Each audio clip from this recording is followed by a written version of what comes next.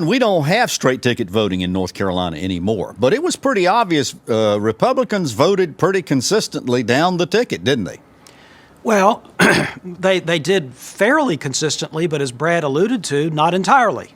There were Republican-leaning voters, and actually I think this is largely a rural story, not a suburban story, but there were older, rural voters in North Carolina who were right-leaning, who voted Republican on most races, but not the governor's race, and sometimes in a few cases not some other races like Secretary of State, for example.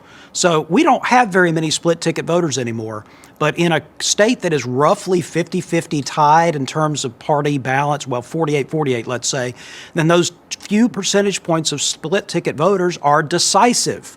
And that's why Cooper was elected against what was otherwise a largely Republican wave. In the presidential race, Joe Biden had a 1-point lead in the polls going in, but Trump's leading by some 76,000 votes.